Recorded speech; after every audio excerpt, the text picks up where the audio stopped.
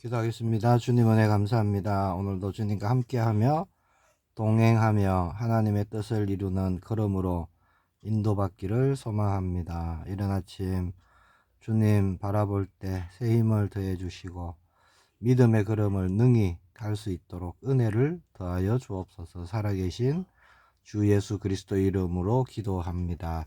아멘.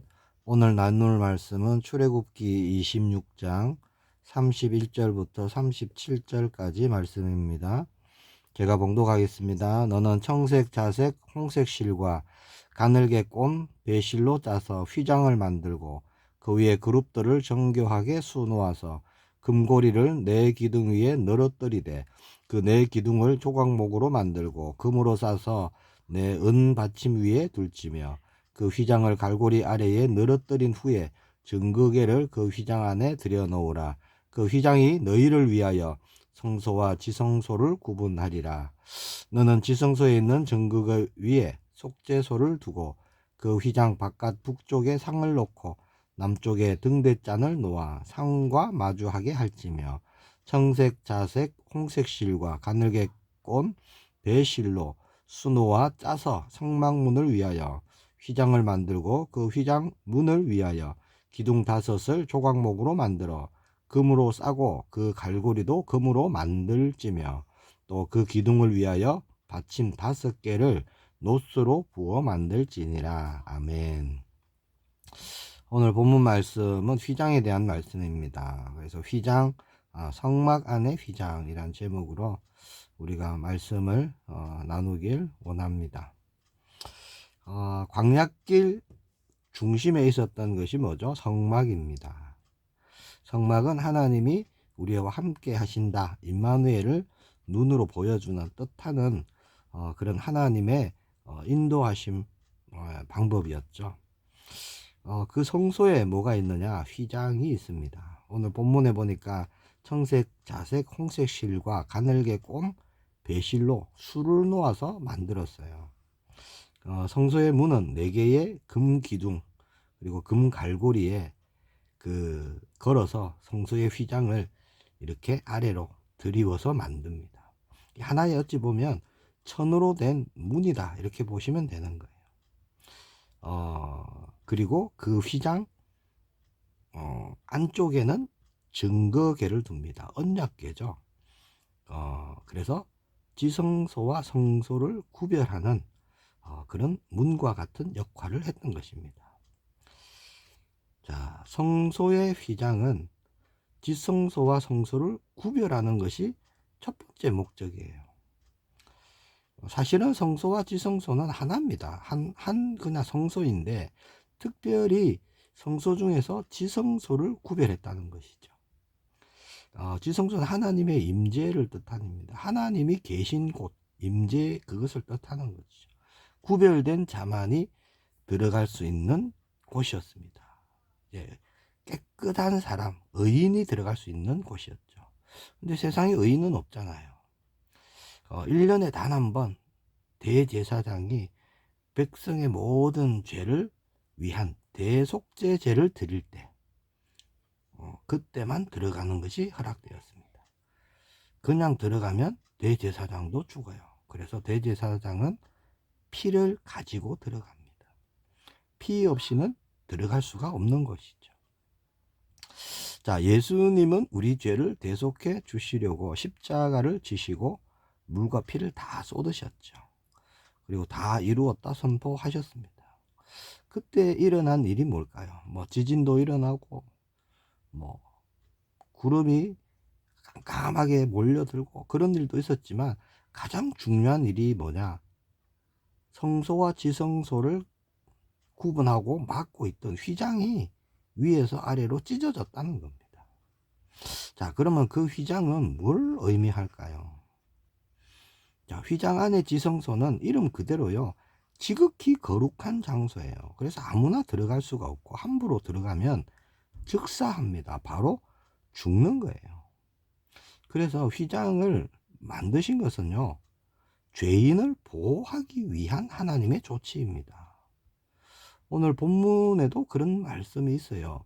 너희를 위해서 휘장을 만들고 그렇게 말씀하십니다. 그 휘장은 사실은 하나님을 위해서 만든 것이 아니라 우리를 위해서 만든 거예요. 33절에 그 휘장이 너희를 위하여 성소와 지성소를 구분하리라, 그렇게 말씀하고 있거든. 죄인이 못 모르고 하나님의 임재로 들어가 버리면요, 사망밖에 없는 거예요. 자, 피 흘림이 없이 대제사장이 들어가면요, 대제사장이라 할지라도 죽음을 면치 못한다는 겁니다. 그리고 대제사장이 지성소에 들어갈 때 몸에 끈을 메고 들어가죠. 왜 그랬느냐? 대제사장이 혹시 실수하고 잘못하면 거기서 즉시 죽어버리니까. 그럼 시체를 누가 끄집어내야 되잖아요. 끄집어내러 들어가면 그 사람도 죽는 겁니다. 들어갈 수가 없기 때문에. 그래서 대제사장의 허리에 끈을 메고 들어갑니다. 그리고 대제사장의 그 옷에는요, 밑에 이 은방울이 달려 있는 거예요. 그래서 움직이면 딸랑딸랑딸랑 하고 소리가 나는 겁니다. 분명히 대제사장이 들어갔는데 아무런 소리가 나지 않는다. 그러면 죽었다는 사인이 되겠죠. 그러면 끈을 당겨 보는 거예요. 아무런 반응이 없다. 죽은 거겠죠. 자, 그렇게 지성소는 거룩한 곳이고 구별된 곳입니다. 하나님을 의미하는 곳이에요. 그 하나님이 계신 그것을 구분해 놓은 휘장, 커튼, 그게 뭐냐? 하나님이 오늘 본문에 말씀하신 휘장입니다. 이 휘장이 의미하는 게 여러 가지가 있어요. 자, 거룩하신 하나님과 범죄한 사람 사이를 갈라놓은 죄를 상징하기도 합니다. 무엇이 하나님과 우리를 갈라놓았느냐? 그게 죄잖아요. 자, 죄인된 사람이 함부로 심판주가 되신 하나님께 나아가지 못하도록 막고 있는 역할을 했다는 겁니다. 그래서 휘장은 우리를 위해서 만드신 겁니다. 죄인된 우리를 위해서. 죄인된 사람이 하나님께 나아가면 심판밖에 없는 거예요. 사망에 이를 수밖에 없는 거죠. 자, 그 휘장을 예수님이 속죄 제물이 되셔서 죽으시는 그 순간 하나님이 찢으셨다는 겁니다. 이제 길을 열어놓으신 거죠. 휘장이 찢어졌다. 이건 뭘까요? 죄인이 이제 하나님께 나아갈 길이 열렸다라는 뜻입니다. 1년에 단 한 번 대제사장만 피를 가지고 들어갈 수 있었던 그 지성소, 이제는 예수님을 그리스도로 주로 그 피의 공로를 믿는 자는 누구나 들어갈 수 있는 길이 열렸다라는 말씀이 되겠죠. 구약의 그 피제사가요, 예수님이 단번에 죽으심으로 영원히 그 제사가 이루어진 것입니다. 누구든지 예수 그리스도의 피의 그 공로를 믿고 의지해서 나아가면 거룩하신 하나님을 만날 수 있게 되었다는 거예요. 어떠한 죄인이라도 어떻게 살았든지 회개하고 돌이켜서 예수님을 그리스도로 믿고 영접하면 하나님의 자녀가 되고 천국 백성이 되는 길이 열린 것이죠. 휘장이 찢어진 것이 그런 의미입니다. 어떻게 찢어졌느냐? 위에서부터 아래로 찢어진 거예요. 휘장은요, 높이가 약 22m, 또 넓이가 약 11m, 굉장히 큰 거예요. 두께는 10cm로 말하고 있습니다. 이거는요, 사람의 힘으로 찢을 수가 없는 거예요. 너무나 무겁고 두꺼운 것입니다. 하나님이 그렇게 만들라고 했는 겁니다. 왜냐, 쉽게 휘장이 만약에 가벼운 커튼천으로 되어 있으면 이렇게 실수하고 들어갈 수도 있는 거겠죠. 이거는요, 일부러 사람이요, 엄청 힘을 써서 옆으로 밀어야 들어갈 수 있는 그런 아주 두꺼운 것입니다. 이거를 찢는다, 이거는 불가능한 겠죠. 그러나 예수님이 온전한 희생제사를 드리실 때 하나님이 위에서부터 아래로 찢으신 겁니다. 구원은요, 사람의 노력이나 공로로 받는 것이 아니죠. 하나님이 열어놓으신 십자가의 길을 통해서만 받을 수 있는 것입니다. 그리고 완전히 찢어졌습니다. 조금 찢어 놓으신 게 아니에요. 완전히 찢어졌다는 것은 누구라도 이제 들어갈 수 있다는 거예요. 에베소서 2장 13절에서 16절 말씀입니다. 이제는 전에 멀리 있던 너희가 그리스도 예수 안에서 그리스도의 피로 가까워졌느니라. 그는 우리의 화평이신지라. 둘로 하나를 만들사 원수된 것 곧 중간에 막힌 담을 자기 육체로 허시고 법제문으로 된 계명의 율법을 폐하셨으니 이는 이 둘로 자기 안에서 한 새 사람을 지어 화평하게 하시고 또 십자가로 이 둘을 한 몸으로 하나님과 화목하게 하려 하심이라. 원수된 것을 십자가로 소멸하시고, 그렇게 말씀합니다.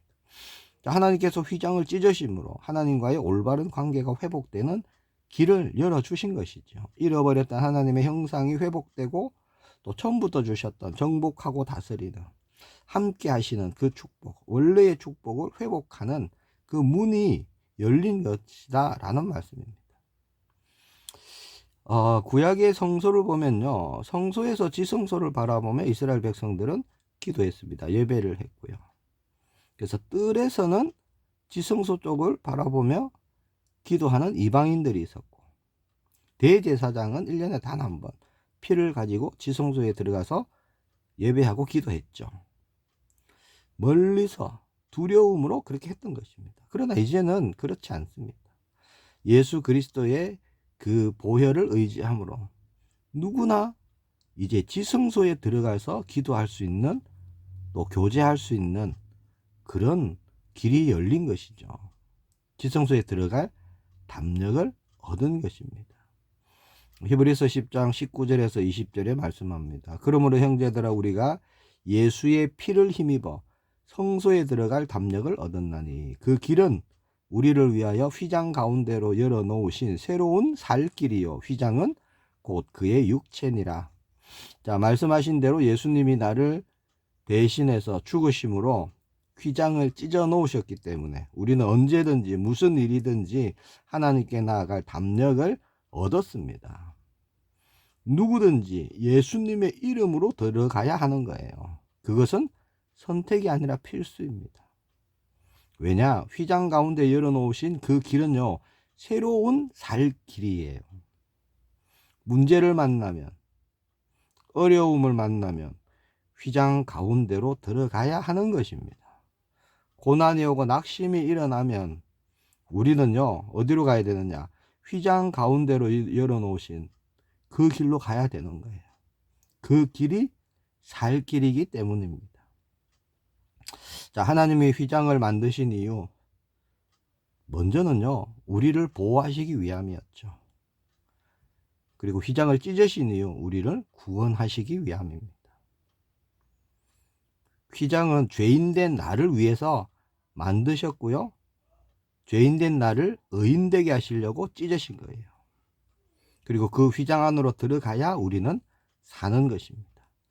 매일매일 우리는요, 예수 그리스도의 피를 가지고 찢어진 휘장 안으로 들어가야 됩니다. 이게 우리의 살 길이에요.